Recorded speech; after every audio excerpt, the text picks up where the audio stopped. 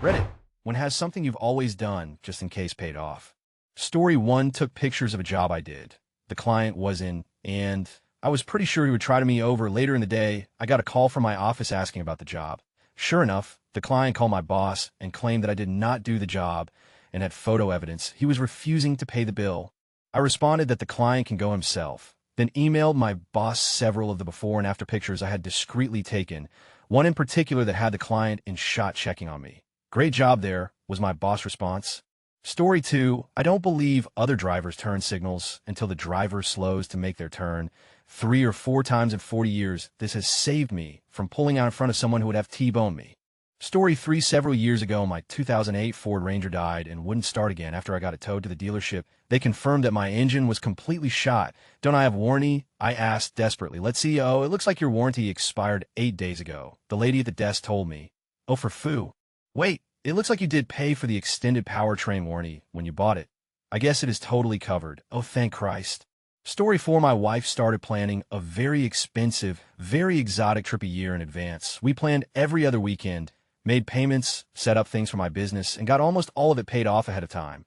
The day before we were supposed to leave, she went to the hospital for an emergency appendectomy. Trip canceled hours before we were supposed to be on the airplane. Tears were shed. She went through all the stages of mourning. A few months prior, she asked me if we should get trip insurance. I was pretty mad, but she's the cautious type. In the end, we got virtually all our money back, save the cost of the insurance, and we will be taking our trip in 2 months as though nothing had happened. TLDR, wife got appendicitis the day before a hugely expensive trip, but had trip insurance to cover it. Story 5, when I was a teenager, I used to keep a jar of Grey Poupon in my car, just in case someone pulled up next to me and asked for it. You know, like in the commercial, one day someone did, and I blew their goddamn mind. Story 6, when you travel, bring 1 roll of toilet paper in the suitcase, just in case. Last holiday was at an apartment rented through Airbnb, and we did not have a car. We were dropped off by taxi late afternoon, and there was no grocery stores anywhere nearby. Story 7, having a tow strap in my car. 40 investment has probably saved me 10x that in towing fees. When I slide off the road in the winter, I hook my car up and then stand on the side of the road with the other end of my hand. Turns out people with big trucks really like to show off how powerful their trucks are. Story 8, I always leave early to get to work because you never know about traffic. Almost all of the time, it just means that I get to work early. However, a few times traffic or road construction, etc., has slowed me down, but in all the years I've ever worked there, I've never been late. Cutting it close, yes, but never have I been late. Story 9, looking up times calling locations to double-check closing times. I've saved so many hours of sitting in traffic because of this, and 95 of the time, it's as simple as searching Google. Story 10, I always bring a bottle of water.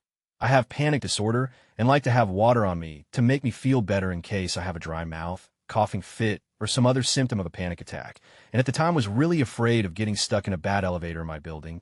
I got stuck for 1 hour that day with my 2-month-old son. I brought my water just in case, thankfully, and my phone firefighters had to rescue me, as the elevator company took too long to arrive. Story 11, anytime I get out of my car, no matter how sure I am that I have my keys, I still stand there with the door open for at least 5 seconds. This weird habit started after being a young college student with no money and locking my keys in the car multiple times, one time even with the car running. Haven't done it since. I will sit there, feel my keys even, and still give it a few seconds before shutting the door. Story 12, I always pull push on a door after locking it. Lucky me, a few weeks ago I did this and the door swung wide open. Door frame gave away where the bolt goes, so I went back inside, locked the deadbolt, went out the other door, and then made a request to have it fixed. Had I not been testing, my door would have been left unlocked. And thanks to our uneven ground, the door swings open by itself, so it would have made its way open and stayed open while I was out for 12 hours. Story 13, before I start traveling on my motorcycle, I make sure my pockets are zipped and top box shut 7 times, and then extra at the stoplight along straight. 2 times I've noticed I haven't done my helmet strap. Through vigorous checking, haven't crashed, but if I did ID, probably not be a virgin due to how it'd been. Story 14, I never lock my car doors, and when both my wife's and my car got broken into, they smashed out her car window to steal her change, and they simply opened my door to steal my change. Story 15, before leaving the church, we're a musician. I've always made a practice to go back to the console one last time to be sure that I've turned the organ blower off. More than once it paid off, as I found it still going after services, lessons, or practice sessions. If the organ blower had gone all night, it would have overheated, not to mention a significant waste of energy. Story 16, I always make sure the front and back doors are locked before I go to sleep, even if I'm already lying down and realize I haven't checked them yet. It'll make myself get up to do so. Story 17, I keep a slip leash in the trunk of my car. I can use it to tie the trunk shut if I'm transporting something large, but I have twice used it to get control of a loose dog neither were mine. Story 18, for my very first auto loan, I opted for the gap insurance, much to the disapproval of my family, who swore it was a waste of $700 after 5 years I was in an accident, and the insurance only covered $10K of my remaining $12K balance. That $700 saved me over $1K, and I didn't have to do anything at all after the accident either. It was all automatic. Story 19, I always get one bus earlier than I need, because then if it is late or doesn't show you're still okay. One day, I got to work to find my colleagues panicking because my dad had called. He couldn't get hold of me off button on my phone had been caught and was worried because had seen that a bus on my route at about the time I'd be traveling had been smashed into by a lorry at a crossroads. If I got the bus I needed, I would have been on it as it was. I was already in the city by the time the accident happened and was calmly having a coffee as chaos was developing around me. Story 20, I always wipe the toilet seat with a few squares of toilet paper before I take a. Even if it looks perfectly clean, this has saved me on multiple occasions from sitting down when there isn't any TP left. Story 21, after one bad experience with a stomach bug, I always leave a roll of toilet paper in the car for emergencies. This later saved me in the bushes after pulling over to make a run for it. Story 22, I keep a spare door key underneath my car. It's stuck to the bottom with a pretty powerful magnet, and you'd have to know where to look to find it, so no worries of burglars. This is in case I lock myself out of my car with the keys inside. It actually hasn't happened to me yet, but one day I was like 18 and was left alone for a week with my dachshund. He seemed to be getting bored of me walking him around the neighborhood, so I decided to drive him to the local college campus for a walk. So he could meet some new people. He loves new people, and Pee on New Bushes also loves new bushes. Well, the town itself isn't super dog friendly, so despite him being rather small, I can't take him inside anywhere, and there isn't any restaurants with outdoor seating available. I wasn't in the mood for like some icky drive-through, but it was a hot summer day, so I couldn't leave the dog in the car even for a few minutes. Well, I blasted the AC and left him some water in a bowl and locked the door from the inside so he could stay cool, and I didn't have to worry about the car getting stolen. I got it to go, so I wouldn't be long, but I get paranoid about leaving my car unlocked even for 10 minutes.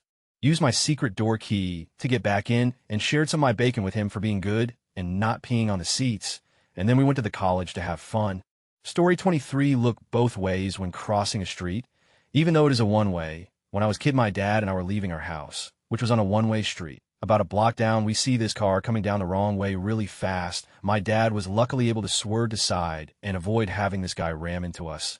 A few seconds later, we hear sirens and see lights as a bunch of police cars come down the street. My dad got out and started gesturing with his arms and yelling at them that the guy turned into the alley. After that day, I started looking both ways, even though a street is one way, because you never know if something crazy is going to happen like that. It's come in handy a couple of times, although with crazed criminals barreling down the street. Just idiot drivers that didn't realize they couldn't go that way. Story 24, I guess buying premium health insurance. Parents kind of just convinced me to keep my insurance and to use it for the extra benefits like opto and dental. Had stomach cramps one day, was sent to the ER, did an MRI and ultrasound, no causals, and fixed within 4 drip. Special note at the bottom, please refer to urologist. Kidney is shaped abnormally next minute. Stage 2 kidney cancer, and within a week had open surgery and kidney removed. I only paid $2K excess for my insurance, but the procedure was worth $45K. Some of it was comfort since it was a private hospital. Private room. Personal attending nurse, 247. 5-course meals that I didn't eat at all. Discovered the joys of Jell-O and rehab. I was only 24 years old. Story 25, I always make sure that before I leave my house to check the oven and make sure it's off. You'd be surprised how many times this honestly has paid off. Story 26, bought the 300 additional car insurance in Sicily.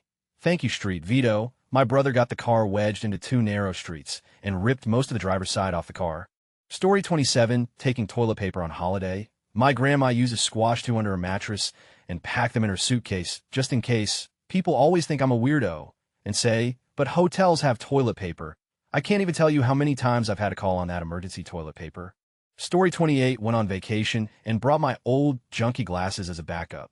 Now I bring spare contacts anyway. The first time I did this, my brand new glasses frame just fell apart. Glad I had a backup. Story 29, I always kick my shoes before I put them on to scare out any critters that might be inside. Pretty unusual habit for my area.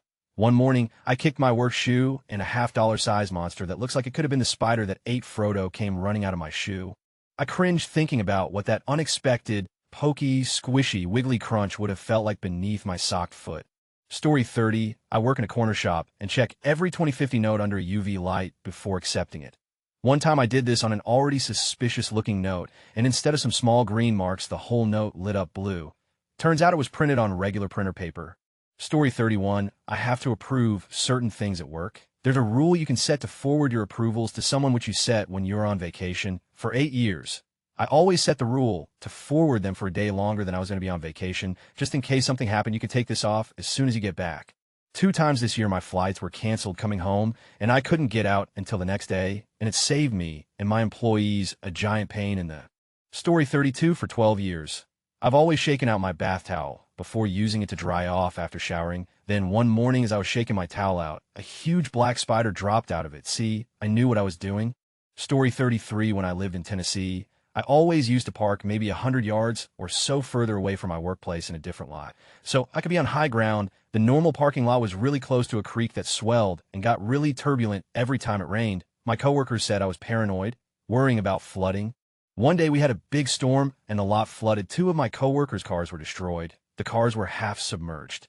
Story 34, I lived abroad in London several years ago. I brought several of my own toiletries because I didn't want to pay for new ones when mine were perfectly acceptable. Plus, I have a lot of skin allergies and need certain products. I brought my own toothpaste, and the dentist whom I went to 3 times while there I ended up having a lot of dental issues come up said I was smart for bringing American toothpaste because it had more fluoride in it than British toothpaste. I also lived in Israel a few years ago and brought an entire suitcase of toiletries. I did not have to buy a single toiletry the entire 10 months of living there. I don't know enough Hebrew to read the products, so having my own stuff helped me due to my lack of the language. Plus, this was a good way to make friends. I was known as the mom of my group since I had everything anyone could ever need. Story 35, honk before I reverse a vehicle. At least once a kid has ran away from the back of my car. On my work software, there is a tiny little field where I can put in about 50 characters worth of notes before I finish an application on a client account. Hardly anyone ever uses it, and I cannot fathom why. I have noted receipt numbers, major purchase orders, cost agreements, all kinds of stuff, and it has saved my every now. And then a new person takes over an existing account, and they audit it. Without fail, I will get them in my office demanding to know why certain transactions payments were made. The notes back me up every single time. One lady wanted me to personally reimburse her for nearly $30K worth of camera equipment. Checked notes, found original purchase order. It was her signature on the receipt. It put a trap in the top of my 3-story 1x1 in case someone ripped in. They died. Story 36, keeping a baseball bat next to the bed. Figured it was overkill and would probably never need it. Then a guy broke into our house while we were sleeping a few months ago and arrived at our bedroom door before he realized someone was home. I've never been so glad to have a weapon on me. Story 37, there was one of those dog tag engraver machines at Walmart. You could get a dog tag for like $8 or something pretty cheap. My mom said we didn't need one for our puppy because he's always at home. But I convinced her anyway. We engraved this cool American flag looking one and came home and put it on him. Next week, he gets hit by a car escaped from a friend's house we were visiting. Some passerby managed to pull him to the side of the road and call my mom's cell. He's a dachshund for size reference. We were at Olive Garden, but she ran out and drove to where he was to pick him up. He was in the passenger seat, bleeding and nonstop crying. It was so sad to watch. Multiple surgeries and $8,000 later, he's doing fine. If we didn't get that dog tag, he wouldn't have been alive today. This was about 10 years ago. Story 38, one year, I decided to take my medications in my carry-on instead of packing them in my luggage. That ended up being the first time my luggage got lost. Story 39, when I purchased my very first car, I added on loan insurance. At first, all I heard it covered was death and disability. Sounded very non-necessary at the age of 20, but whatever, it was only a few bucks added on, so why not? Sometime later, I had unfortunately lost that job and went through my reserve before I found another job. I went to my bank who I had the loan through and asked if there was any way to skip 1 month payment on the car. It turned out that loan insurance not only covered 6 months of my auto loan payment, except for interest, it also covered 6 months worth of my credit card that I had with the same company. Ever since I also over-purchased within reason insurance, which came in handy for a later incident with my auto insurance. Always get insurance, just in case. Story 40, I live in Manhattan, New York, and have for most of my 35 years. I'm a tiny little Italian girl and rely heavily on public transportation, subways and buses all hours of the day and night. I put all my cash in my B-Ray at all times. I figure if they try and mug me, I'd always have my money. Well, it happened once middle of a weekday, rush hour on Subway. Rarely happens, and it was a day I had a lot on me, is able to replace everything, and did not get hurt. I didn't try and fight giving up my purse as I knew I had all my cash on me. Best habit ever. Story 41, after quitting school for my health, I needed a job. Any job. So a friend hooked me up with a retail gig. She warned me the manager was crazy, but she paid above minimum wage, so I took it. We will call the manager Hone. Well, Hone was indeed as psychotic as my friend warned. She was micromanaging, mistrustful, nitpicky. She told me the way I wore the keychain when taking the trash out was wrong, and on top of everything terrible at the specialty service our store offered, so the other employees had to correct everything I did, and I had to switch between Hone's way when she was there and then to the right way when she left. Needless to say, I tfod ASAP. First, my final paycheck was wrong. She gave me several runarounds and excuses. And then when she sent me the difference of what she owed me, it was like pulling teeth to get her to send me my pay stubs, which in Canada are legally required to be issued along with each paycheck. All the pay stubs were wrong. It was a hot mess. I notified her ASAP because I knew my tax return was going to be messy and I was going to need every last penny of that year's return. I wanted to minimize the stress on what was going to be a messy tax return. Well, it turns out that once you mess with crazy, stress will find you even when you finally think you've escaped crazy's clutches. So she sends me a new batch of pay stubs with some amended numbers, which were closer but still not correct. You see, when you're crazy, you can just do whatever you like with your accounting books and still sleep easy at night. I had a hunch this was going to be a problem later down the road. So I collected the original pay stubs, the amended pay stubs, screenshots from my online banking proving that the amount she claimed to have paid me did not match my actual take-home, and screenshots of every conversation I had of me pleading for various documents that I should by law have received. I emailed all of these to myself just in case and called CRA to ask how best to proceed. I think the agent thought I was joking. Agent, so wait, how much did she put as our RSP deductible income? Me, $64,000, sir. Agent, and how much did you actually earn there? I only worked there for 6 weeks, so about $1,800. Agent, silence. Disbelieving laugh. Well, just put what you actually earned. So fast forward to that year's tax season. I am preparing my tax return. In Canada, we have a deadline that all employers must meet to send out employees for a legal tax document that shows all your incomes and deductions from a job. I politely wait a week in the vain hope that she had sent on the last day. Of course, it didn't come. I groaned, knowing I would have to come into contact with this crazy again. I inform her that I did not receive my T4 and remind her of my mailing address. She tells me she will send it. It comes. It is wrong. I email her back. I even did all the math to show her how the T4 figures match neither my paychecks nor my pay stubs. They seemed completely made up, like she had got my email and just said it. She pushed back that her accountant did the correct numbers. Bullshit. Her accountant is probably herself. I insisted she show the accountant Y numbers. I then received an amended T4 with all the numbers I'd calculated. I had essentially written my own T4. I then used the amended T4 to file my tax return and prayed that no red flags would go up at Revenue Canada. A few months go by, and I get a piece of very official mail from the Government of Canada. Commence shitting of bricks. Here it is. They inform me that the numbers submitted by an employer did not match the numbers I had submitted. I needed to send them all relevant documents. I glanced down at my watch. It was this o'clock.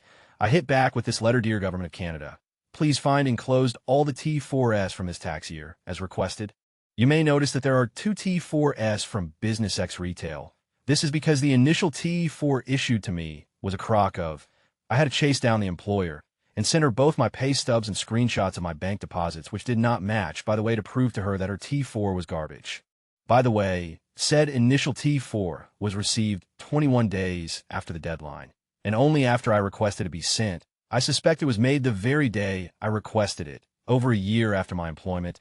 I had to then contact the employer again to request an accurate T4, which I received over a month past the T4 deadline. Please note the additional documents attached. These documents reflect why I believe all totals to be completely fictitious and include screenshots of bank statements, pay stubs, and additional pieces of paper showing that our math is essentially hocus pocus. I did contact the CRA hotline to request guidance on how best to fill out my tax return given the irreparable T4S I had on hand. The figures entered reflect the advice given to me during that phone call. I hope this ameliorates the discrepancies. You discover my mom begged me not to use that language, but I figure the guys at the CR will probably get the most ridiculous sob story excuses, and it's rare for them to get such a clear-cut case of employer incompetence. Plus, it's not illegal to swear at a government official, I hope. Story 42. Oh man, I'm an ER doc. Everything I do is just in case. My best catch was a collection of pus around a dude's spinal cord picked up on MRI, which I ordered solely because I stereotyped him as a drug user despite the fact that he, while taking great offense, denied it. Story 43. Keep my copy of my apartment lease. I've been in the same apartment complex for 4 years, and I've signed a 1-year lease every year. Every 6 months after I sign a new lease, I get a letter telling me my 6-month lease is up, and they will be raising my rent. Every time I tell I sign a 1-year agreement, they ask me if I have a copy of my lease. ID moved from this poorly managed complex, but the location is great. Story 44. I always lock my car with the fob key and listen for the beep. The one time I didn't listen for it was in a Six Flags parking lot. I went through the whole day with friends, had a blast, and came back to my car to find out that I left my door open. My car had also gotten robbed of about $400 worth of items. For most newer model cars, they won't lock if all the doors aren't closed, and therefore won't make any noise when you lock it with a remote. It's a really small thing to do every time you lock your car, but it can really save you from all sorts of trouble. Story 45. In my older classic trucks, I keep a spare key tied inside the taillight. A screwdriver takes the taillight off in a few seconds, and I toss the screwdriver into the bed of the truck and leave it there. No one's ever tried to steal the screwdriver, and it saved me a couple of times when I locked myself out of my truck. Story 46. My brother took out a life insurance policy for himself for $25K. He told my mom and I about it, and said if anything happened to him that my mom and I would split it. He died a month later, so yeah, you could say it paid off. Story 47. If I'm going to be driving late night, I always fill up with fuel in advance because I'm afraid gas stations will be closed when I need them. There have been times when I've been saved by this bit of precaution. Story 48. Too late with this, but for about 2 years, I've been having a sporadic disagreement with my sister about keeping a first aid kit in the car. She says it's not necessary. Her argument is, at its oversimplified core, that if there's a serious accident, she'll need an ambulance, not a Band-Aid. Last month, she and I were with some friends visiting a winery. Having driven there in my car, we see 2 large dogs in a truck bed, and everyone crowds around the dogs to pat them. I approach, and immediately one of the dogs lunges at me and sinks its teeth into my, ripping open my shirt and knocking me to the ground. Everyone is startled. No idea what happened. I didn't touch it or even reach for it, but I do own cats, so it's possible it smelt them on me. In bleeding, the dog had managed to rip the skin back quite deep. We get into the car, and she asked me if we need to go back to the house for first aid instead of heading to the next winery as planned. And I may have been very much in pain, but I swear it was with the deepest joy that I looked her dead in the eyes, opened my glove compartment, and pulled out my first aid kit. Her expression was totally worth getting bitten by a dog. I even had a safety pin to tack my shirt back together. Sweetest sibling argument victory ever. Story 49. I never do this since I'm 17, but having a complete set of clothes in your car seems like a good idea. I'm talking a shirt, pants, underwear, and socks, maybe shoes. I've read so many stories on other subreddits of people unexpectedly shitting their pants, vomiting, or have their clothes ruined by unforeseen events. Could save a ton of embarrassment. I predict I know I'll be doing this when I'm on my own. Story 50. Leaving a spare multi-tool, like a Leatherman, in my car. As a sales rep, outdoor enthusiast, and generally forgetful person, having this available has saved my bacon many times. Story 51. Emergency undies in my car. After 8 years of doing it, it paid off, not for me, of course, but rather my friend who had some bad tacos during a road trip with no stations for miles to stop at. Story 52. Lots of college students seem to always have one internship they want, and if they don't get it, as often happens, that's all, they just don't get it. I always have a couple plans in place from least to most likely to occur, which helps.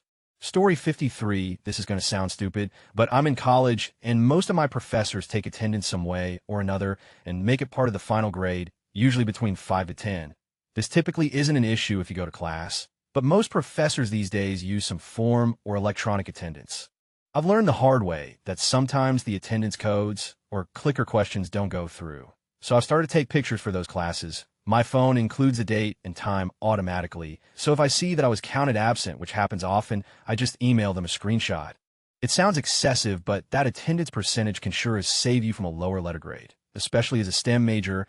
I got counted absent for one of my AP labs and sent professor a picture of me holding up a pig brain that we had dissected that lab. Gave me the 2 points I needed to get the A. Story 54. I always check to see if there's toilet paper in a public restroom before peeing, shitting. One incident was all it took to instill this habit in me forever. Since then, it has saved my pun intended so many times. Story 55. Dash cam. Guy in front of me checked me. I tapped him in the bumper. He tried to say it was my fault, and thankfully my memory card was functional. Story 56 phone, wallet, keys, ring wedding, badge, every day as I'm walking out the door has saved me a few times. I always look both directions before pulling into an intersection after the light turns green. I've done this ever since a car in an intersection in front of me wouldn't pull out when the light turned green and in the 0. 3 seconds it took for me to get irritated. A car blew through the red light at 70 miles an hour. It was at night, and as a new driver it made a huge impression on me. You'd be surprised how many people just pull out into the intersection assuming the cross traffic is going to stop. Story 57, I used to have an aquarium without a lid, but I would cover it up anyway with screens and stuff. So one day I'm looking around in the tank, but I can't find my snail. Now this snail is pretty sizable, and it's not easy to miss, so I lift the makeshift lid to get a better look, and there's a snail upside down on the lid. Good thing I made a lid just in case, or that snail would have been out of there. Story 58, I saw someone else say it, but I figured I would too. Overpacking for trips, even just the store. Need a pen, I got one. Need a rag to clean your glasses, I got you covered. Need something to keep you cool, I got a spray fan or one of those cool towels. And then when it comes to actual long trips for vacation, I have way too much, but it is nearly always useful. I went to Florida Disney with 6 friends. They all packed small. I packed massive. I brought us food for the entire week, a spray fan, and the cool towel. They had not been to Florida in a long time. Minimum was 9 years ago. I go about every 3 years, and despite my advice, none of them brought stuff to keep cool. So my little fan they made fun of became their favorite thing that week.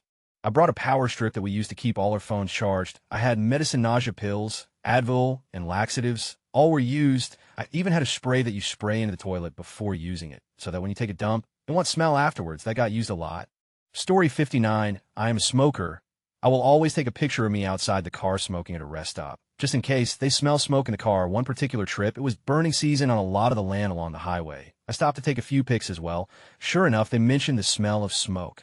Showed them the pics, and they didn't charge the $250.00 cleaning charge, which is pretty much spraying Febreze everywhere. Story 60, anytime I have an important project I'm working on, especially in a group, I have backups saved in 3 places: the computer I most commonly work from, a cloud drive, and a flash drive. We once had an algorithm that we had been designing for a class for about 4 months, and on the very last week, one of my group members accidentally deleted the folder that I've been saving all of our code in. That backup flash drive means we lost a day's work instead of an entire semester's. Story 61, taking an earlier train than necessary. There's always a chance of delays, and I wanted to minimize the chances of me missing the last train that could get me to campus on time. Paid it quite a few times in my 4 years commuting to school. Besides, the wait times in between the trains and arriving at school was always enough to get most of my HW done. Story 62, I keep a pair of glasses in the glove box of my car. If my contacts malfunction during the day, I can put on my glasses and drive home safely. I have not needed to use my car glasses yet. Story 63, I always keep one Imodium pill on me at all times. I swear, the mere fact that I have something on me, just in case, is enough of a placebo to ensure it doesn't happen.